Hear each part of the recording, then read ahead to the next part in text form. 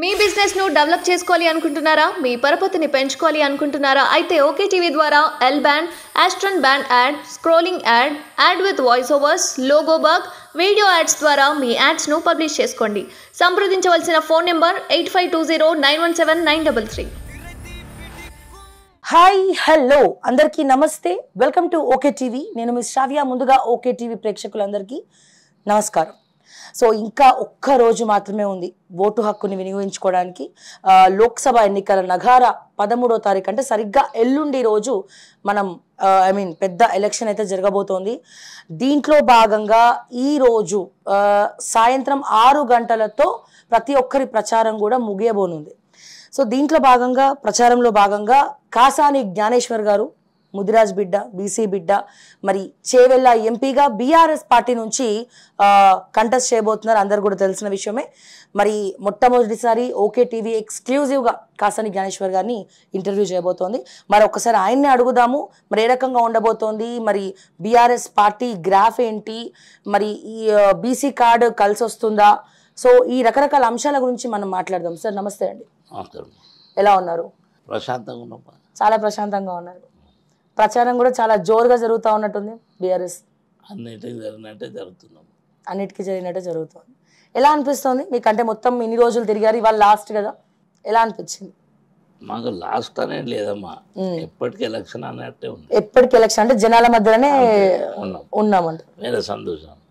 కాకపోతే ఏంటంటే ఎన్నికల యొక్క సందర్భంగా ఎన్నికల మనకు 3వ విడతగా ఎలక్షన్స్ ఇక్కడ ఆంధ్ర తెలంగాణకి ఇచ్చారు. మీరు బాగా గమనించాలి, ఎలక్షన్స్ అనేది 5 సంవత్సరాలకు ఒకసారి వచ్చినటువంటి పనులను ప్రభుత్వాలు ఏ పద్ధతిలో నిర్వహిస్తుండ్రు, నెరవేరుస్తుండ్రు. అది మంచి చేస్తే మంచి ఫలితాలు ఉంటాయి, చెడు చేస్తే చెడు ఫలితాలు ఉంటాయి. దాంట్లో భాగంగా మీరు బాగా గమనించినట్టయితే 5 నెలల ముందు అసెంబ్లీ ఎలక్షన్స్ ఏవైతే జరిగినాయో మన ప్రాంతంలో, యావత్తు తెలంగాణ ప్రాంతంలో, ఆ రోజు చెప్పినటువంటి మాటలు కాంగ్రెస్ ప్రభుత్వం వాళ్ళకు కూడా తెలుసు బీఆర్ఎస్ వస్తుందని. కనుక శక్తికి మించిన వాగ్దానాలు, అంటే ఊహకు అందనటువంటి వాగ్దానాలు చేసి వాళ్ళు ఆ రోజు కళ్యాణ లక్ష్మి కేసీఆర్ గారు 1,00,000 రూపాయలు, నేను తులం బంగారం ఎక్కువ అమ్ముతాను. మనిషికి పెడతా అంటే ఆశ, కొడతా అంటే భయం. అట్లా వాళ్ళు ఏం చేశారు, అయ్యా కేసీఆర్ గారు ఇచ్చిన 1,00,000 రూపాయలు వస్తాయి, తులం బంగారం కూడా వస్తుంది అంటారు. కేసీఆర్ గారు బాగా చేసిన అన్ని పనులు, ఈయన ఇంకెక్కువ ఏమైనా చేస్తాడేమని కొంతమంది, అంటే నీకు 1.8% ఓట్ల తేడాతోని బీఆర్ఎస్ ప్రభుత్వం ఓడిపోయింది. 39 మంది గెలిచారు అసమస్ గారు. ఆ తప్పిత జరిగిన దాన్ని కాంగ్రెస్ ప్రభుత్వం నిలబెట్టుకోలేకపోయింది. అంటే ఎట్లా మెయింటైన్ చేయాలి, ఏం చేస్తే బాగుంటుంది. ఓ ఇంట్లో ఓ పెద్ద మనిషి ఉన్నప్పుడు 4 పని చేసినప్పుడు ఒకటి పని చేయడం ఉంటాడు, ఎక్కువ తింటేవాడు కూడా వాడే. దాన్ని ఎట్లా బేరీ చేసుకోవాలనేది ఆలోచనకు అందనటువంటి విషయం వాళ్ళకి. అట్లాగనే వాళ్ళు ఆ దాంట్లో పూర్తిగా విఫలమయ్యారు. మీరు బాగా గమనించాలి, వాగ్దానాలకు శక్తికి మించి ఇచ్చినని ఇంతకుముందే చెప్పిన, ఆ వాగ్దానాల లోపల వాళ్ళు ఏదైతే రూలింగ్ రాగానే వాళ్ళకు కూడా అర్థం కానటువంటి సందర్భం ఏంటి, చూసే వరకు అందుగురించి సెక్రటరీ పోయిన లంక బిందెలు ఉంటాయి అనుకున్నా అన్నాడు. అలాంటి తీరును మనిషి సెక్రటరీలో న్యాయదేవత ఉంటుంది, బీద ప్రజానికానికి ఏం చేయాలనేది ఫైల్స్ ఉంటాయి, పెండింగ్ ఫైల్స్ ఎన్ని ఉన్నాయి, ఎంత త్వరతగతిన చేయాలని చూసేది పోయి లంక బిందుల గురించి మాట్లాడినప్పుడే ఆయన స్టెబిలిటీ అనేది పడిపోయింది. ఇక పోతే మీరు బాగా గమనించాలి.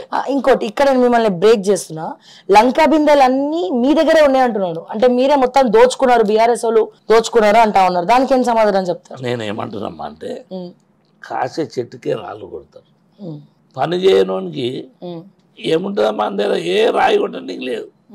పని చేసిన వ్యక్తులకు ఏంటంటే నిరంతర ప్రక్రియ, గ్రౌండ్ రియాలిటీ ఉన్నటువంటి వ్యక్తి కేసీఆర్ గారు.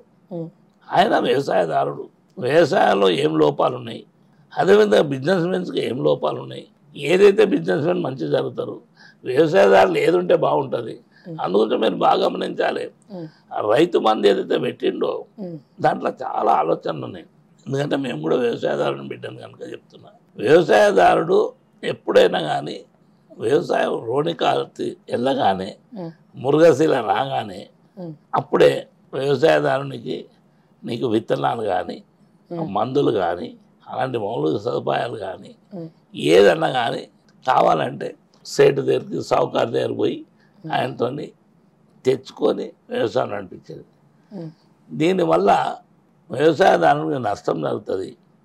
ఆ అప్పు మళ్ళా ఆయన కట్టాలంటే ఏ వడ్లు అయితే తెచ్చాడో ఆ వడ్లు అమ్మి చేయవలసి వస్తుంది.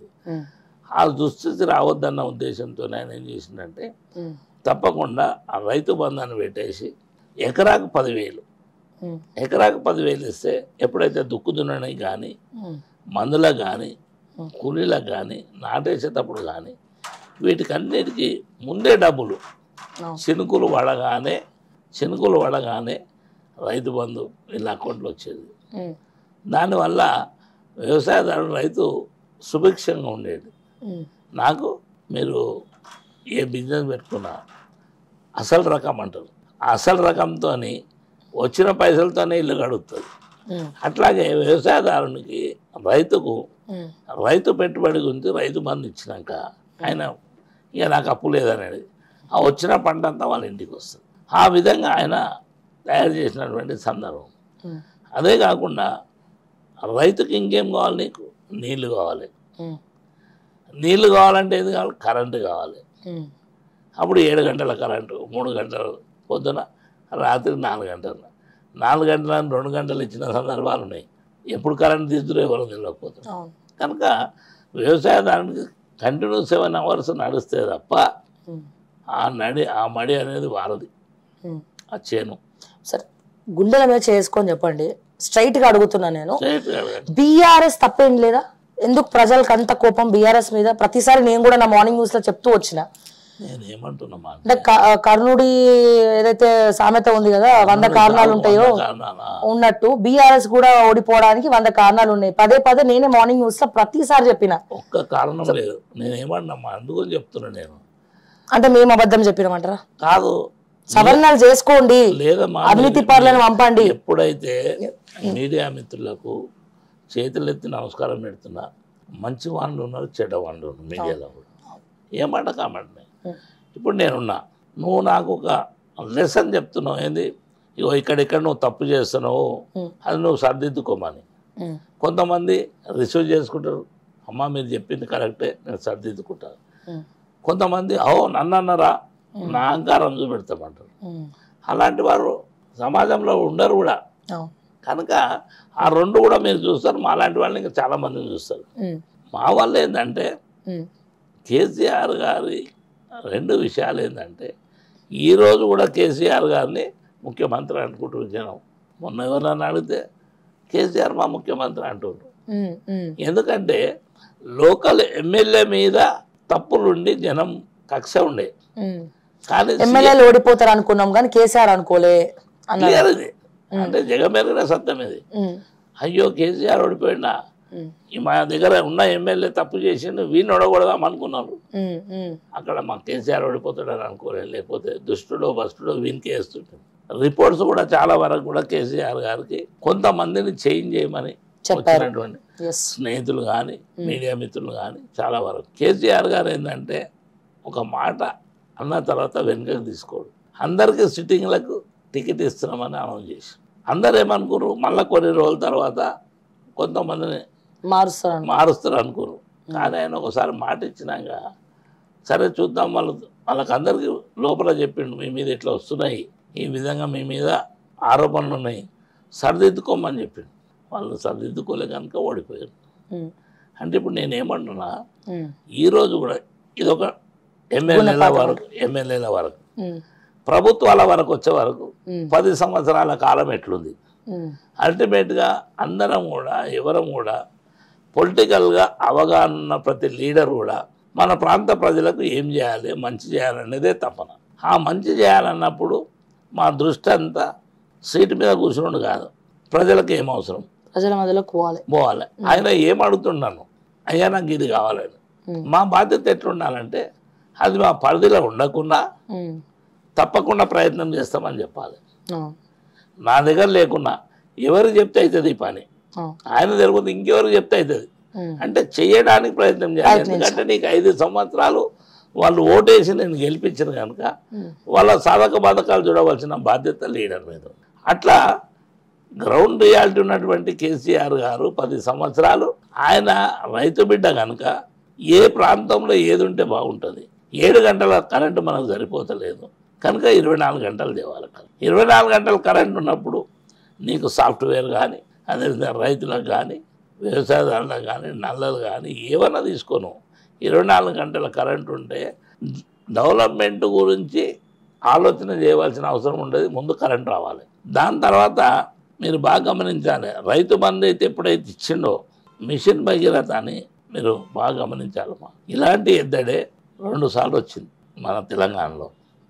వచ్చినప్పుడు మిషన్ భగీరథను పెట్టి ఇంటింటికి నీళ్ళు ఇచ్చినప్పుడు చెల్లు కుంటలు బావులు అన్నీ నీళ్ళు ఎండిపోయినాయి. అప్పుడు కూడా అప్పుడు ఏం చేసిండు మిషన్ భగీరథను పెట్టి వాటర్ ఇచ్చిండు తాగడానికి. ఆయన దృష్టిలో పెట్టుకొని చెల్లు కుంటలు నింపాలనేది బృహత్తరమైనటువంటి కార్యక్రమం. దాని గురించే కాళేశ్వరం అనేది కట్టాడు. కాళేశ్వరం ఆశపాశ పని కాదమ్మా. శక్తివంతుడు, ధైర్యవంతుడు, దాంట్లో కూడా అన్ని హోల్సే ఉన్నాయి కదా. అదే చెప్తున్నా అప్పుల పాలైపోయింది తెలంగాణ దాని వల్లనే. అమ్మాయి ఇష్యూ అదే కదా. వీళ్ళు అనేది ఏంటంటే అప్పుల పాలైందని నువ్వు అంటున్నావు కదా, ఏం చేస్తే అప్పుల పాలైంది? కాళేశ్వరం కట్టకపోతేనే గతంలో మీరు బాగా గమనించాలి, సిమెంట్ ఫ్యాక్టరీ పెట్టి సిమెంట్ ఖాళీ సంచులు కూడా లేవాడ, డబ్బులు ఎత్తేసారు. ఆ కథ కూడా మేము ముందుకు వచ్చింది గతంలో పోతే మీడియా. అయితే అది ఎవరు చేసిరు అనేది ఉంది కాంగ్రెస్ ప్రభుత్వం అప్పుడు. నేనేమంటున్నా అంటే మిషన్ భగీరథ అనేది ఒక పెద్ద బ్రహ్మాండమైన ఉధృతమైన ప్రాజెక్ట్. ఈరోజు కాకుండా రేపు అది అవసరం, సమాజానికి అవసరం. అదేంటంటే మీరు బాగా గమనించాలమ్మా, డైరెక్ట్ ఇట్లా ఉంటుంది, గోదావరి వాటర్ ఇట్లా వస్తుంది, మళ్ళీ ఎదురెక్కాలి నీళ్ళు. ఎదురెక్కాలంటే సైంటిఫిక్గా ఎక్కడికక్కడ ఎన్ని లెవెల్లు పెరగాలి, ఎంత వాటర్ వస్తే అడికెళ్ళి సెకండ్ వాటర్ పోతుంది. అట్లా ప్లాన్ వేసి మొత్తం ఏరియాను డిస్ట్రిబ్యూట్ చేసి లెవెల్స్ తీసి ఆ డైరెక్ట్ వాటర్ను మళ్ళీ మీది తీసుకురావడానికి మీరు పాతాళ గంగను పైకి తేయడానికి వచ్చినటువంటి ఖర్చు అది. సరే, దాంట్లో కొద్దిపాటి ఇప్పుడు ఏంటంటే అందరము భగవంతుడు ఇవాళ రేపు సత్యహరిచంద్రుడు వచ్చినా ఒప్పుకోరమ్మా జనం. తప్పు చేస్తే కంపల్సరీ అడుగుతారు. ఇప్పుడేమైంది, అందులో ప్రతి పని అంత పెద్ద పనిలో ఎక్కడో ఒక దగ్గర ఓ లోపం వచ్చింది, ఒక 2 పిల్లర్స్ దగ్గర, దాన్ని సరిదిద్దవలసిన బాధ్యత ఉంది ప్రభుత్వంది.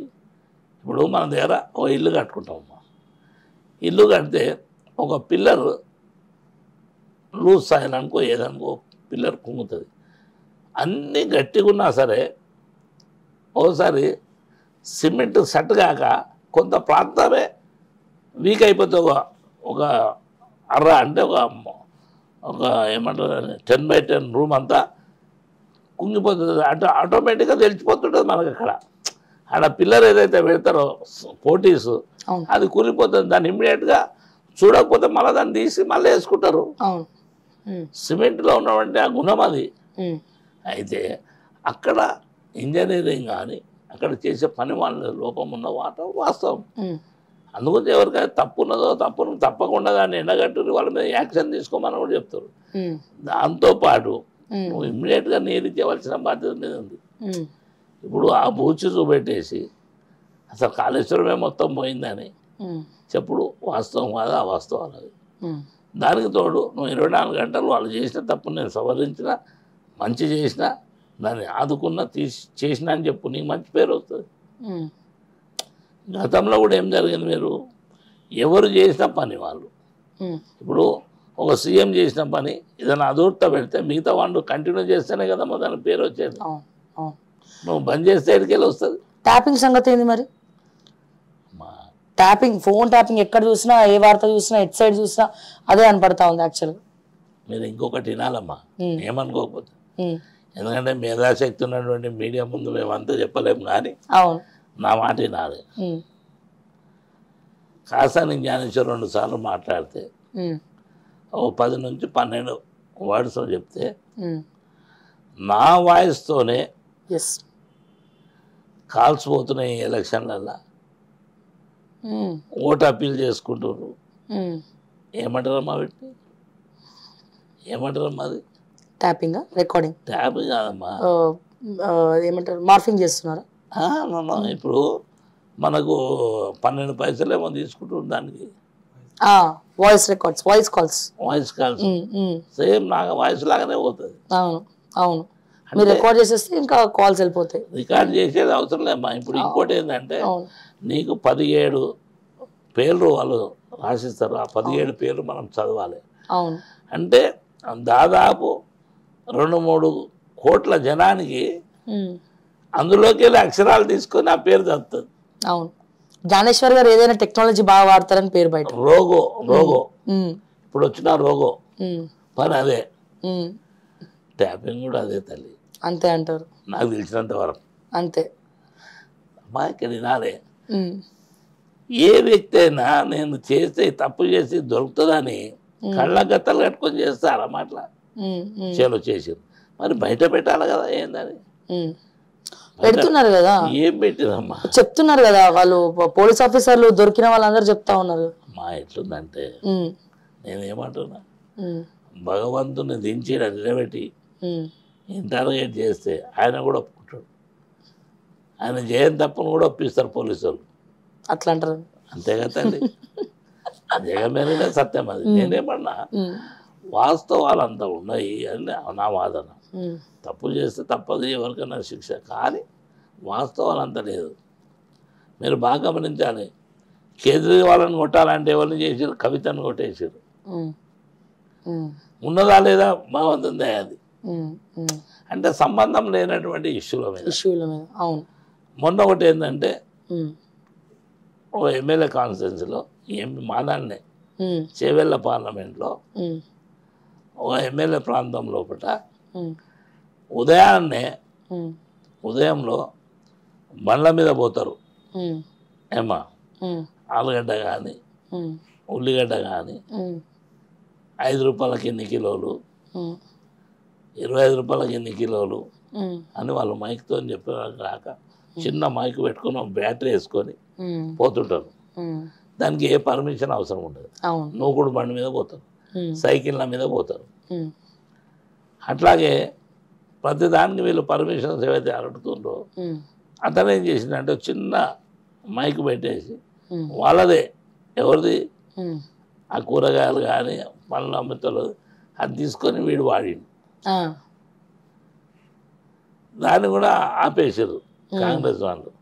దీని పర్మిషన్ అయ్యాను. అక్కడ లోకల్ లీడర్స్ ఏం చేసారు, దీనికి పన్ను వేస్తారు, దీనికి పర్మిషన్ తీసుకోవాలని ఏడుగు చూపెట్టమని మళ్ళీ గొగ్గోలు పెడితే కలెక్టర్ చెప్పిండు ఉండదు, మీరు ఇచ్చి పెట్టేసారు.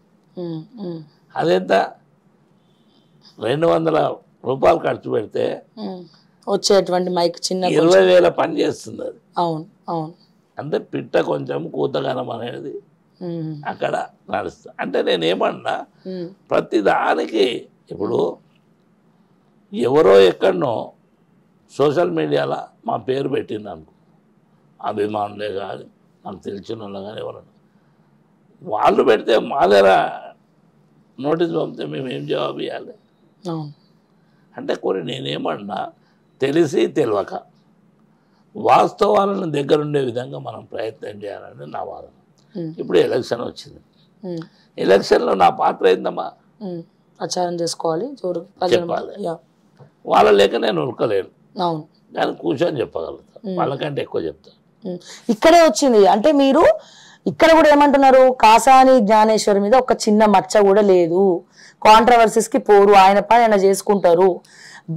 అతను బీఆర్ఎస్ పార్టీ నుంచి నించున్నప్పటికీ వ్యక్తిగతంగా చాలా మంచి మనిషి కాసాని జ్ఞానేశ్వర్. బీసీ కార్డ్ అంతా కూడా ఆ బీసీలందరూ కూడా ఆయన వెనకాల ఉన్నాయి, సబ్బండ వర్గాలు ఉన్నాయి అని అనుకున్నప్పుడు, కాకపోతే మీ మీద ఏం చేస్తున్నారు ట్రోలింగ్, ఆయన సరిగ్గా నడవలేరు, ఫాస్ట్గా అందరిలాగా ఉరకలేరు, పార్లమెంట్లో పోయి ప్రజల సమస్యలు ఏం మాట్లాడతారు అనేది ఒకటి అడ్డు పెట్టుకొని మాట్లాడిన వాళ్ళకి మీరు ఏం సమాధానం చెప్తారు? అడిగేది మాట్లాడేది బుద్ధి తెలివి రావాలమ్మా. పివి నరసింహరావు గారు ఒక మాట అన్నాడు, ల్యాప్టాప్ వచ్చింది అన్నీ వచ్చేసినాక ఆయన ఏమన్నాడు, ల్యాప్టాప్ తయారు చేసిన బుర్ర ఎంత ఉందో అంతవరకు అది పనిచేస్తుంది, దాని మీద ఎక్సెస్ ఎవరన్నా ఇంకా తెలియపడు వస్తే ఇది పని చేయదని చెప్పాడు. అవును, ల్యాప్టాప్ కన్నా ఎక్కువ తెలివైన పని ఉంటే పని చేయాలి. అవి వచ్చినాయి. మీరు బాగా గమనించాలి. నాకు చిన్నప్పటి నుంచి పోలియో. నేను స్కూల్లో బెస్ట్ కబడ్డీ ప్లేయర్ను. Kabaddi player, okay. మా టీచర్ నన్ను ఎత్తుకొని పోతుండే వేరే కాంపిటీషన్లో. అంటే నేను ఏమంటున్నా, తెలివి పని చేసేది దేనికి కావాలమ్మా. నేను గ్రామ పంచాయతీ వార్డు మెంబర్కి వెళ్ళి జిల్లా పరిషత్ చైర్మన్ ఎదిగిండ్రు. నేను 5 సంవత్సరాలు ఒక పార్టీ అధ్యక్షుడుగా ఉన్నారు టీడీపీ. చంద్రబాబు నాయుడు గారు మీకు ఇవ్వడం అంటే మామూలు విషయం కదా. దాని తర్వాత అమ్మా మీరు ఏంటంటే, ఎప్పుడైతే నేను మండల ప్రెసిడెంట్ చేసిందో, మండల ప్రెసిడెంట్ యావత్తు మండలంలో ఉన్నటువంటి 16-17 గ్రామాలు ముక్తఖండంతో నాకు ఓట్లేసి, నా మెజారిటీ వచ్చిన ఓట్లల్లా మిగతా పార్టీలకు రాలేదు, అట్లా గెలిపించు. 5 సంవత్సరాలు బ్రహ్మాండంగా మండల అధ్యక్షునిగా పనిచేసాను. 5 సంవత్సరాలు ఎవరి ఊహకు అందని విషయాలన్నీ చేస్తాను. మండల అధ్యక్షుడు కానీ ఇంట్లో కూర్చోలేవు. సత్యప్రకాష్ టక్కర్ అని కలెక్టర్ ఉండే మా దగ్గర. అప్పుడు జీవన్ధార వెల్స్ అనేది సెంట్రల్ గవర్నమెంట్ స్కీమ్. అది అప్పుడు వచ్చినప్పుడు ఆ సెంట్రల్ గవర్నమెంట్ టీం లోపల మేము ఆయనతో రిక్వెస్ట్ చేసినాం, సార్ ఈ ప్రాంతం అంతా బోర్లకు బావులు ఇక్కడ నీళ్లు పడాయి, కానీ ఆయన ఏమంటాడంటే ఇది ఎంప్లాయ్మెంట్ స్కీమ్ కనుక ప్రతి వానికి పని దొరకాలన్న ఉద్దేశంతో మరి బావుల కింద వచ్చింది. మేము ఆయనకు రిక్వెస్ట్ చేసినాం, అవసరమైతే నీకు 10/10 కానీ 10/20 కానీ 20-10 కానీ బావితో కట్టిస్తాము, బోర్వెల్ మాత్రం ముందేతాము, వేస్తే ఆ నీళ్ళు అట్లా నిండా మీకు అభ్యంతరం లేదు కదా. ఆయన చాలా రిస్క్ తీసుకొని, ఎవరు సత్యప్రకాష్ టక్కర్ గారు, అప్పుడు ఎన్టీ రామారావు గారు ముఖ్యమంత్రి, ఆయన ఎడ్యుకేటెడ్స్కి బాగా విలువ ఇచ్చేవారు ఎన్టీ రావు. ఈయన పోయి ఆయనకి ఎక్స్ప్లెయిన్ చేశాను, సార్ మన రంగారెడ్డి జిల్లా మనం ఈసారి బోర్లు ఇస్తాం, నా జిమ్మదారు అంటే గోయడ్ అన్న. అది ఎట్లా 5 మంది కానీ 10 మంది కానీ 4 కానీ 2 కానీ కలిసి బోరేసుకోవాలి. అంటే గ్రామాలలో చిన్న చిన్న వాళ్ళకు 5 ఎకరాలు ఉండదు, ఎకరన్నర, ఎకరా, అర్ధ ఎకరా, పావు ఎకరా, 20 గుంటలు, 15 గుంటలు ఇట్లుంటాయి. అందరిని కలిపి బోరేయాలి. అందరిని కలిపి బోరేయాలంటే ఎవ్వరు కూడా ఒకదే రారు. నాకెందుకు, నా 15 గుంటలకు నేనెందుకు అని. అప్పుడు నేనేం చేసిన, సత్యప్రకాష్ టక్కర్ కలెక్టర్ ఏం చేసిన, మీకు ఇన్ని బోర్వెల్స్ ఇస్తున్నాను, 90 బోర్వెల్ ఇస్తున్నాను, మీరు గ్రౌండ్ చేయాలి లేదా. ఇదే మల్లారెడ్డి, ఇప్పుడు ఉన్నటువంటి మల్లారెడ్డి ఉన్నాడు కదమ్మా, ఆయనకు బోర్వెల్ మిషన్ ఉండే. వాళ్ళని పిలిచి నేను మాట్లాడి, మీ మిషన్లో డీజిల్ నేను పోపిస్తాను, మీ కిరాయి తర్వాత ఇస్తాను. నేను 90 డ్రిల్ చేసిన బోర్వెల్స్, 90 బోర్వెల్స్ డ్రిల్ చేసి సబ్సిడీలో మోటార్ వస్తుంది, ఆ మోటార్ ఫిట్ చేసి 90 బోర్వెల్స్ను కలెక్టర్ను పిలిచి ఇనాగ్రేషన్ చేయించు. ఆయన మళ్ళీ నాకు 90 ఇచ్చాడు. వేరే వాళ్ళు 4-2 కూడా గ్రౌండ్ చేయలే. ఎందుకంటే మనం చేతామన్న తపన ఉంటే ఏదైనా సాధ్యమమ్మా. అసలు నువ్వు చేయొద్దనుకో, రాదన్న పని రాజే పని అంటారు. అప్పుడు ఏదైనా అడిగితే నాకు రాదంటాడు, రాదంటే వీరికి ఏ పని చెప్పినా రాదంటారు. అందుకే పని చేసే వ్యక్తికే పని చెప్తారు, అందుకే కాసే చెట్టుకే రాళ్ళు కొడతారు. అందుకే అభివృద్ధి చేసిండు కనుకనే కేసీఆర్ మాట్లాడు, అభివృద్ధి చేసింది కాబట్టి మాట్లాడినామంటారు. నిజమమ్మా. బీఆర్ఎస్ వాళ్ళని అడిగితే అదే చెప్తారు కదా. నేను అట్లా అంటలేదు తల్లి, నేనేమన్నా మీకు కూడా చెప్తున్నా, వాస్తవాలకు దగ్గర ఉండాలన్న, వాస్తవాలకు దగ్గర ఉండాలని అన్న. బీఆర్ఎస్ చేసినటువంటి పనులను మంచి చెప్పాలి, చెడు చెప్పాలి. కేసీఆర్ గారు ఏదైతే పని చేసిండో అది కూడా చెప్పాలి. ఎవరైనా తప్పులు ఉంటే కూడా అవి చెప్పాలి. మనం సరిదిద్దుకున్న దానికి ముందే చెప్పి నేను మీరు ఏమైనా చెప్తే మాకు తప్పితే సరిదిద్దుకోవడానికి ఆశమని. కనుక అట్లాగే కేసీఆర్ గారు చేసినటువంటి అభివృద్ధి పనులు అనేవి అనేకం ఉన్నాయి. దాని తర్వాత 10 సంవత్సరాల తర్వాత కాంగ్రెస్ ప్రభుత్వం వచ్చిన తర్వాత ఏవైతే నిర్వీర్యం చేసిండో ఇంత తొందరగా కొలాబ్స్ అవుతుందని ఎవరు అనుకోలేము.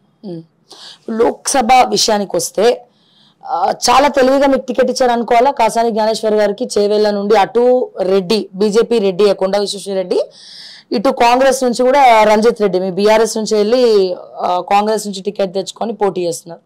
బీసీ కార్డ్ ఒకటి కాసాని జ్ఞానేశ్వర్ గారికి బాగా కలిసి వచ్చే అంశం. మొత్తం అంటే మీరు చాలా లైక్ వ్యక్తిగతంగా మిమ్మల్ని చూసుకున్నట్టయితే 99 కులాలకి 96 93 కులాలు బీసీలు, ఎస్సీ, ఎస్టీ, మైనారిటీలు అన్ని కలిపి ఒక వేదిక చేసి మీరు ఫస్ట్ బీసీల గురించి కొట్లాడింది. మీరు సబ్బండ వర్గాలు, not only BC, ST, SC కూడా మీరు కొట్లాడిండ్రు. ఓసీల గురించి అమ్మా, ఓసీల గురించి నేనే కొట్లాడినా. అందుగురించి ఇప్పుడు నాకు ఓసీలు కూడా నాకు బాగా చేస్తారు. సబ్సాయి రెడ్డి గారిని చూసినట్టయితే నాకంటే ఎక్కువ పని చేస్తుంది. ఆమె నేను టికెట్ రావడానికి మొట్టమొదటి చెప్పింది ఆమెనే. నేనేమంటున్నామా నాకు టికెట్ అని పోలేదు. మరి నేను అక్కడ ఆల్రెడీ రంజిత్ రెడ్డి గారికి టికెట్ ఇస్తే ఆయన నాకు వద్దన్నప్పుడు వేరే వాళ్ళని చూసి అందులో బెస్ట్ క్యాండిడేట్ ఎవరు ఉంటారంటే బీసీకి ఇస్తే అందులో కాసాని జ్ఞానేశ్వర్ జిల్లా పరిషత్ చైర్మన్ గా చేశారు. ఆయన వల్ల ఆయనకు ఏ ప్రతిపక్ష నాయకుడు కానీ ఏ వ్యక్తి కూడా దుష్మన్ లేడు. మంచి జరగబోతుంది అనేది ఆలోచన. అన్ని పార్టీస్తో మీకు మంచి సత్సంబంధాలు ఉన్నాయి. అంటే ఒక జనరల్ గా పొలిటికల్ పార్టీకి ఉండవలసిన లక్షణాలు ఉన్నాయమ్మా. మనిషికి ఉన్నటువంటి అవి ఉన్నాయి. నేను ఎవ్వరన్నా కానీ నన్ను తిట్టినాను కూడా నేను మళ్ళీ తిట్టిన మంచిగా మాట్లాడతా. ఆయనే తెలుసుకోవాలి. నేనేం చేస్తుంటామంటే నేను గెలిచిన తర్వాత కూడా చాలామంది నా ఆఫీస్కి ముందుకెళ్ళిపోయి వస్తలేరు లోపలికి. నేను పోయి లోపలికి పట్టుకొచ్చి కూర్చొని షాల్ వేసి దండేసిన జిల్లా పరిషత్ చైర్మన్గా. అందుకని నేను ఏం చేస్తా, ఎలక్షన్ అన్నప్పుడు ఓరికి ఇప్పుడు పోటీ ఉంటుంది.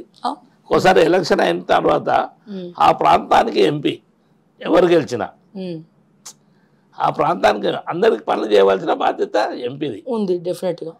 దాంట్లో భాగంగానే నేను ఏమంటున్నా అంటే ఇప్పుడు అక్కడ ముగ్గురం పని ఎమ్మెల్యేలుగా ఎంపీగా ఇప్పుడు కాంటాక్ట్ చేసినాం. కొండ విశ్వేశ్వరరెడ్డి గారు, రంజిత్ రెడ్డి కానీ, అదేవిధంగా కాసాని జ్ఞానేశ్వర్ మొదలుగా 2001 నుంచి 6 వరకు ఉమ్మడి రంగారెడ్డి జిల్లా అంటే మేడ్చల్, గట్కేసర్ అండ్ ఇబ్రాహీంపేట, అట్లాగే నీకు తాండూరు అంతా కలిసి వస్తుంది. అప్పుడు నేను 5 సంవత్సరాలు చాలా చక్కగా రంగారెడ్డిలా మా దగ్గర టీచర్స్ లోకం చాలా పెద్ద ఎత్తున ఉండేది. లీడర్ అనేవాడు ఏదన్నా తప్పు చెప్తే నిలబెట్టి అడిగే శక్తి ఉపాధ్యాయులు కాదు. అలాంటి వాళ్ళు నాకు ఆశీర్వదించి 100% ఎట్లా చేసినాం అంటే కొన్ని విషయాలు మనకు సంబంధించిపోవద్దు, వాటిని చూడవలసిన బాధ్యత ఉంది. ఒక ఉపాధ్యాయుడు రిటైర్మెంట్ ఫంక్షన్కు నన్ను రమ్మని కోరాడు. నేను పోయినా దారూర్ మండలం. ఆయన రిటైర్మెంట్ ఫంక్షన్ గ్రామస్తులు ఉపాధ్యాయుడు ఏం కోరుతాడమ్మా, ఒక దండ వేస్తారు, అందరు పంతులు పిల్లలంతా కాలు మొక్కుతారు, దండ వేస్తారు, ఇంత ఉంటే పప్పు అన్నం పెడతారు, లేకపోతే దండ నిండా లేచి వస్తారు. అదే సంతోషం వాళ్ళకు. అతను ఏం చేసి నాకు జిల్లా పరిషత్ వచ్చిన తర్వాత 7 నెలల తర్వాత మళ్ళీ నాకు గరమాటాడు ఆయన జిల్లా పరిషత్. పంతులు కూడా ఆటోమేటిక్గా మనం చేతులు వేస్తే దండం పెడతాం మనం. పంతులు నమస్కారం ఎక్కడ వచ్చినాను సార్, ఒక 2 నిమిషాలు టైం కావాలనేది. నేను భోజనానికి వెళ్తున్నప్పుడు రండి పంతులను లోపల తీసుకెళ్ళినా. సో పోగానే ఆయన ఏదో చెప్తుంటే బెల్ కొట్టి మా పిఏని పిలిచాను. వద్దు సార్, పిఏ కూడా వద్దు, నువ్వు నేనే మాట్లాడు కూర్చున్నాను. ఏం పంతులు అంటే, సార్ మేము రిటైర్మెంట్ ఫంక్షన్ మీరు వచ్చిర్రు, మా రిటైర్మెంట్ ఫంక్షన్లో మాకు రావాల్సినటువంటి బెనిఫిట్స్ ఏవైతే మేము దాచుకున్న పైసలు ఉంటాయో అవి మాకు ఇవ్వడానికి మీ సెక్షన్ క్లర్క్ ఒకడు ఎడ్యుకేషన్లో మరి అడ్డుపుల్ల పెడుతుడు, నన్ను తిప్పి తిప్పి కాళ్ళు అరుగుతున్నాయి. గచ్చంతరం లేకుండా తమ దృష్టికి తెచ్చిన. అంటే నేను కూడా బాధేసింది ఏంటంటే, అరే వాళ్ళ డబ్బు వాళ్ళకి ఇవ్వడానికి మనకెందుకు ఆపద? ఈయన నన్ను అడగగలిగాను కనుక నా ముందుకు వచ్చిండు. నాకు తెలియకుంటే ఏం తప్పులు జరుగుతున్నాయో తెలియదని నేను భోజనానికి పోలే. ఇక మళ్ళీ వెనక తీసుకుపోయి పంతులు కూడా తీసుకుపోయి కూర్చున్నట్టేసి ఇమ్మీడియట్గా ఆ సెక్షన్ క్లర్క్ పిలిచి ఆ ఫైల్ తెప్పించి గంట ఆడనే కూర్చొని అన్నీ క్లియర్ చేయించి చెక్ రాయించి సంతకం పెట్టి ఇచ్చి పంపించింది. నేనేమో ఆలోచన చేసిన, ఆ తర్వాత నా పని అయిపోయిందని ఊకోలేక నేను. ఇట్లా అసలు వాళ్ళు మా జిల్లా పరిషత్లో నెలకు 20-30 మీ దగ్గరికి వచ్చిన వాళ్ళందరికీ కూడా మీరు హెల్ప్ చేసే పంపించాలని టాక్ బయట. నేను వేరే ఉద్దేశం కూడా పోకపోతుండే, వాళ్ళ పని అయ్యేదాకా నిద్రపోకపోతుండే నేను. వాళ్ళని పిలిచి వాళ్ళని అడిగింది ఏంటంటే, అసలు మనం రిటైర్మెంట్ ఫంక్షన్ కంటే ముందు వాళ్ళు ఏ రోజైతే రిటైర్మెంట్ అవుతుండ్రో ఆ రిటైర్మెంట్ అయ్యే వ్యక్తికి చెక్ ఎందుకు ఇచ్చి పంపొద్దు మనం, ఆ చెక్ కంపల్సరీ ఇవ్వాలి అని అందరిని సిఇఓని కానీ డిఈఓని కానీ అందరిని పిలిచి కూర్చునబెట్టి, మనకు నెలలో 20-30 రిటైర్మెంట్స్ ఉన్నాయి, వాళ్ళ బెనిఫిట్స్ చెక్ ఇచ్చి ఓ సన్మానం చేసి భోజనం పెట్టి పంపించాలి ఉపాధ్యాయులను. మేము స్కీమ్ తీసుకున్నాం. ఆ స్కీమ్లో పడినే వాళ్ళు ఏమంటారంటే, ఎడ్యుకేషన్లోనే ఆడిట్ సెక్షన్ ఉంటుంది, వాళ్ళ ఆబ్జెక్షన్ పెట్టి ఆబ్జెక్షన్ ఎందుకు పెట్టిందంటే, మేము ఈరోజు ఇవ్వనీకి లేదు, నేను 11 గంటలకు పెట్టింటి, ఏ రోజైతే రిటైర్మెంట్ ఫంక్షన్ ఉంటుందో 11 గంటలకు పెట్టి వాళ్ళకి చెక్ ఇచ్చి పంపాలి. సో నేను మళ్ళీ వాళ్ళని పిలిపించిన ఆడిట్ సెక్షన్ వాళ్ళని, మీరు దయచేసి ఎందుకు ఇవ్వలేకపోతుర్రో మీరు చెప్పారు, ఎట్లు ఇస్తే బాగుంటుందో మీరు చెప్పాలి. నేను ఈరోజు మాట ఇచ్చిన వాళ్ళకు దండం పెట్టి ఎక్స్ప్లెయిన్ చేసిన. నేను భోజనం పెట్టినాక అడిగిన వాళ్ళ, సార్ మీ భోజనం తిన్నాము, కాకపోతే నువ్వు ఇంత అడుగుతున్నావు, మా బాధ్యత కూడా ఉంది, మేము చేస్తాం, కానీ నువ్వు 11 గంటలకు పెట్టుకున్నావు. 11 గంటలకు పెడితే 12 గంటల దాకా మేము ఈరోజు కూడా లెక్క పెట్టే వాళ్ళకి కలపాలి, కనుక నువ్వు 4 గంటలకు పెట్టుకోండి సార్. అదే కాకుండా కూడా ఒక వ్యక్తిని పర్టికులర్గా ఈ సెక్షన్లో వేయవలసిన బాధ్యత ఉంది. ఫస్ట్ నుండి 30 తారీఖు వరకు పని చేస్తే తప్ప 30 తారీఖు నాడు వాళ్ళ చెక్ ఇవ్వలేము మేము, అంత పని ఉంటుంది. అంటే నేను అప్పుడే ఇంకో సెకండ్ థాట్ లేదు, అన్ని యూనియన్లను పిలిపించి సిఇఓని పిలిపించి డిఈఓని పిలిపించి అందరిని పిలిపించి అప్పటికప్పుడు ఒక వ్యక్తిని ఎడ్యుకేషన్ డిపార్ట్మెంట్లకి వెళ్ళి అక్కడ అపాయింట్ చేసిన. అంటే నేను ఏమన్నా అంటే చెయ్యాలన్న తపన ఉంటే ఏదైనా చేయొచ్చు, లేకపోతే లేదా మొత్తం అయితే వాళ్ళు వస్తున్నారు, ఇంకెందుకు లేట్ అవుతుందో చూడు నేను చెప్తే వాళ్ళకంట. నేను ఆ బాధ్యత కాదు, కంపల్సరీ వాళ్ళతో కూర్చొని చేయించినాను వాళ్ళు. సరే ఆడిట్ సెక్షన్ వాళ్ళు వచ్చారు, భోజనాలు పెట్టిపించినాము, జిల్లా పరిషత్ పైసలు కావు, నా పైసలతోనే సొంత ఖర్చులతో పెట్టారు. నా ఆఫీస్ కూడా మీరు ముట్టుకోలేదు. నా ఆఫీస్లోకి టీ బిస్కెట్లు వచ్చినా నా పైసలతో నేను 10,000 అలా దగ్గర పెడుతున్న మా అటెండర్ దగ్గర. అవి అయిపోగానే ఇంకా చాకలి బాలయ్య అని ఉండే మా దగ్గర అటెండర్, ఆయన దగ్గర 1,00,000 రూపాయలు పెట్టినాను. సార్ నేను ఈడ పెట్టుకోవాలి, అల్మాన్ తాళం చేయి తీసుకో అన్న పెట్టుకోరా, ఆయన దగ్గర 10,000 అయిపోగానే మళ్ళీ 10,000 ఆడ పెట్టాలి. భోజనాలు తెమ్మంటే భోజనాలు తేవాలి, ఛాయలు తెమ్మంటే ఛాయలు తేవాలి, ఏవి లేదన్న చెప్పదు, పైసలు అడుగుతున్నారు. పైసలు అడిపోగానే నువ్వు పైసలు ఇవ్వాలి, నీ దగ్గర పెట్టుకోమని ఇచ్చిన. అంటే నేనేమన్నా ఫస్ట్ మేము జిల్లా పరిషత్ చైర్మన్ కాగానే ఆల్ డిపార్ట్మెంట్స్ హెడ్స్ వచ్చి మా దగ్గర మీటింగ్ చేస్తారు. ఫస్ట్ చేస్తే అన్ని విషయాలు మాట్లాడినాక ఇప్పుడు ఈ టీ బిస్కెట్లు కాజు అవన్నీ వాళ్ళు తెప్పించారా, సరే లోకల్ ఈ ఉంటాడు వాళ్ళు తెప్పించారు, అతను పిలిపించిన 10,000 ఇచ్చిన, పాండు దగ్గర పెట్టుకో వాళ్ళ క్లియర్ చేయి. ఆయన కూడా చెప్పిన, ఇప్పటి నుంచి నా ఆఫీసులకు ఏది వచ్చినా పాండు ఇస్తాడు, నువ్వు ఇవ్వదు, నువ్వు వీడ ఖర్చు పెడితే మళ్ళీ నువ్వు ఏడోది ఇవ్వాల్సి వస్తుంది. అవును కరెక్ట్. కనుక అది ఒకవేళ నువ్వు చేసినా నీ భార్య పిల్లలు చెందుకొని మాకు వద్దు ఇవన్నీ. అంటే నేను ఏమన్నా మంచి పని చేయడానికి ప్రయత్నం చేసినాను. అట్లనే జిల్లా పరిషత్లో తెలుగు పండితులది కాంపిటీషన్ పెట్టాను. పండితులే వచ్చాడు, పంతులు ఏం సంగతి పద్యాలు చదువుతారు బాగా, అసలు మీరు సినిమాలు వేస్ట్ వాళ్ళు పద్యాలు చదువుతారు. వాళ్ళని పంతులు ఏం చేయమంటారు, సార్ మాకు ఒక కోరిక ఉంది చెప్పండి, కవి సమ్మానం పెట్టండి సార్. ఉదయం 7 గంటల నుంచి సాయంత్రం 8 గంటల వరకు కవి సమ్మేళనం పెట్టాం. తినేటోళ్ళు తినాలి, పోయేటోళ్ళు పోవాలి, అన్నీ తీపి వంటలు. అంటే ఏ ఉపాధ్యాయ వర్గం అయితే 24 గంటలు చదువు చెప్తున్నారో, విద్యావంతులను చేస్తారో, ఇవాళ మాలాంటి లీడర్లను తయారు చేస్తున్నారు. అట్లాగే మోడీ లాంటి ప్రైమ్ మినిస్టర్ చేసారు. అలాంటి వాళ్ళకు కూడా చదువు చెప్పింది గురువే కనుక వాళ్ళని గురువులను నేను రాజయ్య పంతులు అని నాకు ఓనమాలు చెప్పే పంతులు అని ఆయన కూడా పదపూజ చేసిండే అందరే. అంటే నేను ఏమంటామంటే మంచి చేయడానికి ప్రయత్నం చేయాలి. ప్రతి గ్రామీణ ప్రాంతాల్లో ఉన్నటువంటి గ్రామాలలో చెక్ డ్యామ్లు, వాటర్ నిలవడానికి చెక్ డ్యామ్లు కానీ, అదేవిధంగా తేనీగల పెంపకం.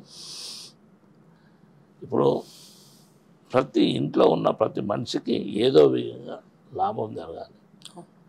తేనీగల సబ్సిడీలు తీసుకొచ్చి వందల సంఖ్యలో పెట్టించింది. నెల 2 నెలలు వచ్చే వాళ్ళకు కంపల్సరీ 4,000 5,000 వచ్చేది. అట్లా చాలా వర్క్స్ మాత్రం చేసినామా. అందుగురించి మంచి చేయడానికి మనం ప్రయత్నం చేయాలి. లీడర్ అనేవాడు ఇప్పుడు ఏమన్నామంటే మేము 3 మీద పని చేసినామని చెప్తున్నామా. జిల్లా పరిషత్ కానీ, అదేవిధంగా రంగారెడ్డి కొండ విశ్వేశ్వరరెడ్డి గారు, అదేవిధంగా రంజిత్ రెడ్డి గారు, నేను కానీ అందరం కూడా ఇక్కడనే పని చేసినాం. ఇక్కడే పని చేస్తారు. ఇక్కడ పని చేసిన వాళ్ళ పనితీరు ఏందని చూసి ఓట్లు వేయమని చెప్తున్నాను. గ్రౌండ్లో ఎవరున్నారు, ఎవరు ప్రజల మధ్యలో ఉంటారు అనేది 1కి 100 సార్లు ఆలోచించి ఓటేయండి అంటున్నాను. ఓపెన్గా చెప్తున్నాను, దాంట్లో వేరే సందేహం లేదు. మీ ఇప్పుడు అక్కడ ప్రచారం చేస్తూ ఉన్నారు మీరు ఇన్ని రోజులు, ఈరోజు 5 గంటల వరకు లాస్ట్. సో అక్కడ రెస్పాన్స్ ఎలా ఉంది, ప్రజల స్పందన ఎలా ఉంది? అంటే మీకున్న సర్వే రిపోర్ట్స్ ఒక పక్క చూస్తేనేమో బీఆర్ఎస్ పార్టీ గ్రాఫ్ పడిపోయింది తెలంగాణ రాష్ట్ర వ్యాప్తంగా అంటున్నారు. కేసీఆర్ రోడ్ షో ఏమైనా మీకు కలిసి వచ్చే అంశమా? ఎందుకంటే చేవేళ్ళ సభ పెడితే అసలు చాలా మంది వచ్చారు, ఎవరు కూడా ఎక్స్పెక్ట్ చేయాలి అంతమంది చేవేళ్ళ సభకు వస్తారని చెప్పి. ఈ ముగ్గురిట్లో మీ ప్లేస్ ఏంటి, మీ స్థానం ఏంటి, మీకున్నటువంటి అవగాహన మేరకు మీ రిజల్ట్ ఏమనుకుంటున్నారు?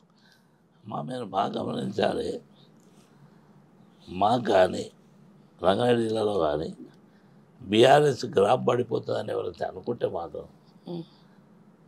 అది చాలా తక్కువ ఆలోచన చేస్తుంది. బీఆర్ఎస్కి గ్రాఫ్ పెరిగిందని మేము అంటున్నాం. బీఆర్ఎస్ గ్రాఫ్ పెరిగింది.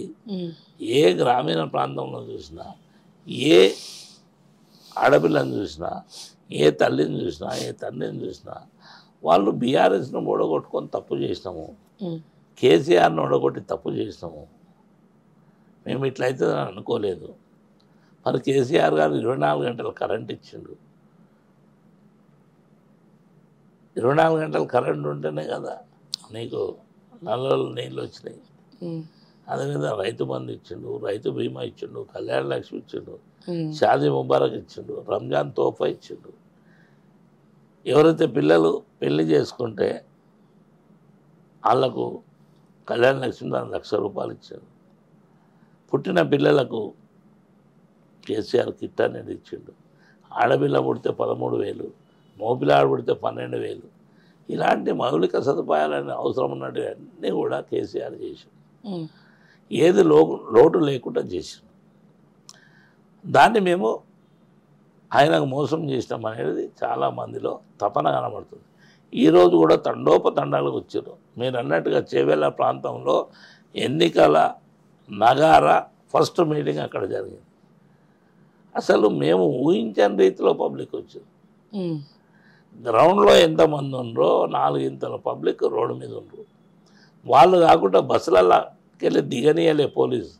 ఇలా జనం పడతలేదని వాపసు పంపించారు. నేనేమన్నా జనం లోపల ఆ కసి లేకపోతే రారమ్మా. ఎవ్వరు చెప్పినా నువ్వు బంగారు పొయ్యిలు ఇచ్చినా రారు. జనంలో కసి ఉంది. మోడీ మన కేసీఆర్ గారిని మేమైతే ఒడగొట్టుకున్నామో మళ్ళీ ఆయనకు స్ఫూర్తిని ఇవ్వాలి, ఆయనకు బలం ఇవ్వాలి. ఈ వచ్చే పార్లమెంట్లో అత్యధిక శాతం బీఆర్ఎస్కి ఇవ్వాలన్న తపనతో ప్రజలు సంసిద్ధంగా ఉండరు, డిసైడ్ అయ్యి ఉండరు. అందుకు నేను మీకు మొన్న కూడా చెప్పిన తల్లి, నిశ్శబ్ద విప్లవం రాబోతుంది తెలంగాణ లోపల. రేపు తెలంగాణ లోపల నిశ్శబ్ద విప్లవం రాబోతుంది. అత్యధిక శాతం ఎంపీ సీట్లు బీఆర్ఎస్ గెలవబోతుందండి. ఎందుకంటే 6 గ్యారెంటీల సంగతి ఏంది కాంగ్రెస్ విషయానికి వస్తే, ఇంకా టైం ఎక్కువ మీకు కూడా లేదు కాబట్టి 2 క్వశ్చన్లు అడుగుతాం. కాంగ్రెస్ అధికారంలోకి వచ్చిన తర్వాత 6 గ్యారెంటీల గురించి మీరు ఏం చెప్తారు? అండ్ అదే రకంగా మీరు చేవెళ్ళ నుంచి మిమ్మల్ని ప్రజలు గెలిపియాలంటే చేవెళ్ళకి మీరు తీసుకొచ్చేది ఏంటి? ఏం చేస్తారు చేవెళ్ళ ప్రజలు? అంటే ఫస్ట్ కాంగ్రెస్ 6 గ్యారెంటీలు చెప్తాలి. 6 గ్యారెంటీల స్కీమ్ ఏదైతుందో ఎప్పుడైనా కొన్ని విషయాలు అర్థం కానప్పుడు కన్ఫ్యూజ్ చేస్తారు లీడర్స్. వాళ్ళకి అర్థం కాకపోతే, ఏం చెప్పాలనో తెలియకపోతే, ఏమి రాయాలనో తెలియకపోతే కన్ఫ్యూజ్ చేస్తారు. అదే స్కీమ్ ఈ 6 గ్యారెంటీల స్కీమ్. నేనేమంటున్నామా అంటే, వాళ్ళు రూలింగ్ రామేమో అనే వాగ్దానాలు చాలా చేశారు. రూలింగ్ వచ్చింది. రూలింగ్ రాగానే అర్థం కాని విషయాలు ఏంటంటే, ఓహో మనం ఇది ఇస్తున్నాము, 9వ తారీఖు నాడు 2 లక్షల రుణాన్ని మాఫ్ చేస్తామన్నాం. ఇది నిలదొక్కోవాలంటే మనం ఏం చేయాలి, ఇప్పుడు ఏం చేసి తప్పించుకోవాలి అని అప్లికేషన్స్ పెట్టమన్నారు. కోట్ల అప్లికేషన్స్ వచ్చినాయి. ఫ్రీ బస్సులో రావాలి, ఒకటి ఫ్రీ బస్ ఆయన వేసింది. ఫ్రీ బస్సులో రావాలి, అప్లికేషన్ ఇచ్చి పోవాలి. అవి ఎందుకు ఇచ్చారు? దాన్ని తర్జన పడితే దాన్ని ఊసేలేదు. అదొక నెల గడిపేసారు. అదెందుకు చేసారు వాళ్ళంటే, ఎలక్షన్స్ ఫస్ట్ విడత వస్తాయేమో మనకు, నెల లోపల ఎలక్షన్ అయిపోతాయి, తర్వాత రాజెవడో రాక్షసుడు ఎవడో అనుకున్నాం అని వాళ్ళు అనుకున్న మాట. కానీ భగవంతుడు అనేవాడు ఉన్నాడు. భగవంతుడు ఏం చేసిండు? ఎలక్షన్ కమిషన్ వాళ్ళు 3వ విడతకు మనకి ఇచ్చింది. అంటే నెల అయిపోయింది, 2వ నెలకు వచ్చింది. అప్పుడు వాళ్ళు నీళ్ళకి వెళ్ళి చేపను తీసి గడ్డ మీద వేస్తే ఎట్లా గిలగిల కొట్టుకుంటారో అట్లా అయింది. కనుక చెప్పిన వాగ్దానాలు ఇవ్వలేము మనం. మరి డిసెంబర్ పోయింది, జనవరి పోయింది, ఫిబ్రవరి పోయింది, మార్చి పోయింది, ఏప్రిల్ పోయింది, మే కూడా వచ్చింది. కనుక మళ్ళీ ఆగస్టు చెప్తున్నారు. ఆగస్టు ఎందుకు చెప్తారు వాళ్ళు? ఆగస్టు వరకు లోకల్ బాడీస్ ఎలక్షన్స్ కూడా అయిపోతాయి. ఈ ఎలక్షన్సే ఉన్నాయి, అన్నీ అయిపోతాయి. అప్పుడు వాళ్ళు ఇచ్చినా ఇవ్వకుండా ఏమైనా అడిగేయలేదు అనేది ఒకటి, ఒక ధీమా ఉంటుంది. కనుక 5 గ్యారెంటీల 6 గ్యారెంటీల సమస్యనే లేదు. అది కూడా బస్సులు ఎవరైతే ఆడపిల్లలు కనబడగానే, ఇంతకుముందు లేడీస్ కనబడితే బస్సు ఆపి ఎక్కిపించేవాళ్ళు. ఇప్పుడు నాకు లేడీస్ కనబడితే స్పీడ్గా వెళ్ళిపోతున్నాడు, బస్సు ఆపుతలేదు, భయపడుతున్నట్టు ఎక్కువ అయిపోతుంది జనం. అట్లా వాస్తవాలకు దగ్గర లేదమ్మా. 5-6 గ్యారెంటీలు లేవు కూడా సక్సెస్గా నడవడం లేదు. ఫైనల్గా చేవెళ్లకు ప్రజలు మిమ్మల్ని గెలిపించి లోక్సభలో పార్లమెంట్లో కూర్చోబెడితే మీరు చేవెళ్ళ ప్రజలకు చేసేది ఏంది స్పెషల్గా? అమ్మా, మీ అందరి ఆశీర్వాదం వల్ల, ఓటర్ మహాశయుల ఆశీర్వాదం వల్ల కూడా నేను మళ్ళీ చెప్తున్నా, మీకు చేసే పనులను బట్టి, మేము చేసే పనులను బట్టి మీకు నమ్మితే మీరు తప్పకుండా ఓటేయమని అడిగినాం. ఇంకోటి ఏంటంటే, చేవెళ్ళ ప్రాంతం లోపల ఏదైతే ప్రజానికానికి అందుబాటులో ఉందో, మంచి జరగబోతుందో అదే చేయాలనేది మా తపన. కనుక ప్రతి ఇష్యూలో కూడా ఫలానా దగ్గర ఈ వ్యవసాయదారునికి ఇదైంది, జ్ఞానేశ్వరి ఇది అవసరం పడ్డది, జ్ఞానేశ్వరి ఇది చేస్తుంది అనేది లేకుండా మేమేమన్నామంటే, వాస్తవానికి ఏ దగ్గరనో అదే చేయాలని నా తపన. అదే గురించి ఇప్పుడు 6 lanes రోడ్డు కావాలి, చేవెళ్ళ నుండి తాండూరు వరకు పోవాలి. అది కావాలని, అది చేయాలన్న తపన ఉంది. రోజు ప్రజలకు అవసరం ఉంది.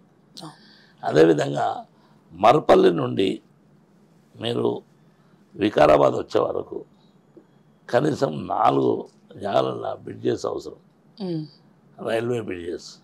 అది సెంట్రల్ గవర్నమెంట్ చేయాలి. రైల్వే పట్రీ మీద సెంట్రల్ గవర్నమెంట్ చేయాలి. అవి ఎంత తొందరగా చేస్తే అక్కడ వచ్చే జన ప్రవాహానికి జనంకు అది అవసరం. అట్లాగనే మీరు మిషన్ భగీరథతో పాటు మీరు ఏది మన మూసీ నది చూసారు మీరు? అవును, మన మూసీ ప్రక్షాళన చేయాలని వాళ్ళు చెప్పి పెట్టిపోయారు. కానీ నా లాంటి వాళ్ళకి మీ అందరి ఆశీర్వాదం అది అయితే దాని పట్ల తప్పకుండా మీరు ముందుకు చేస్తాం, ముందుకు తీసుకుపోతాం, తేవడానికి ప్రయత్నం చేస్తాం. అదే కాకుండా ఇప్పుడు పాలమూరి రంగారెడ్డి ఏదైతే ఎత్తుపోతుల పథకం అలాంటి మౌలికమైన ప్రజలకు అవసరం ఉన్న విషయాలకన్నింటిలో తప్పకుండా ముందుండి చేయడానికి నేను ప్రయత్నం చేస్తాను. ఏ రోజు కూడా మీరు నమ్మకాన్ని వృధా చేయను. నేను చాలామంది చెప్పినట్టుగా జ్ఞానేశ్వరుని నడవలేడని, తిరగలేడని, వాళ్ళకంటే ఎక్కువ తిరుగుతున్నాను నేను. తప్పకుండా జ్ఞానేశ్వరుకు తెలివి ఉంది, ఆ తెలివి చేయడానికి ఆస్కారం ఉంది. గతంలో కూడా మరి జైపాల్ రెడ్డి గారని అతన్ని కూడా 2 కాళ్ళు లేవు. అలాంటి వ్యక్తి బుర్ర ఎట్లా పని చేసిందో నా బుర్ర కూడా ఆయన కంటే కొద్దిగా ఎక్కువనే పని చేస్తాను. ఆబ్వియస్లీ యు ఆర్ అప్డేటెడ్ అంటారు అంతా. అంతే, నేను ఎప్పటికప్పుడు ఏ రోజు కూడా నేనే అని చెప్పమ్మా. నేను నీ దగ్గరకు వచ్చి ప్రయత్నం చేసి నాకు ఇది ఉంది, ఇది చేయవలసిన అవసరం ఉంది, నీ బాధ్యత ఉంది, ఇది చెయ్యను అన్నప్పుడు కొట్లాడతాను. ప్రజా ఉద్యమాలు అప్పుడే వస్తాయి. మా పిల్లిని రూమ్లో వేసి కొడుతూ ఉంటే మన పీకలు పడుతుంది అన్నట్టుగా మీరు వచ్చి కూర్చున్న అక్కడ, మీరు అక్కడ సెంట్రల్ మంత్రులు కానీ ఇక్కడ స్టేట్ మంత్రులు కానీ ఎవరైనా కానీ పని చేయడానికి వచ్చినాం మనం. మీరు పని చేయాలంటే కుదరదని వాదించే వాళ్ళ లోపల ముందు ఉంటుంది. అట్లా ఇలాంటి సందర్భం లేదు. ఫైనల్గా సార్ చాలా హ్యాపీగా ఉంది. చాలా రోజుల తర్వాత మిమ్మల్ని కలిసి ఇంటర్వ్యూ చేయడం, అది కూడా ఒక బీఆర్ఎస్ పార్టీ నుంచి కాసాని జ్ఞానేశ్వర్ గారు. అంటే పార్టీలకు అతీతంగా బీసీ కార్డు మీకు కలిసి వచ్చే అంశం. డెఫినెట్గా ఇంకొన్ని రోజులు ఆగితే మనకి రిజల్ట్ కూడా తెలిసిపోతుంది. మీరు ప్రజల మధ్యలో ఎప్పుడు ఇట్లానే ఉండాలి, పార్టీలకు అతీతంగా ప్రజల కోసం కొట్లాడాలని తెలియజేస్తూ all the best sir. Thank you.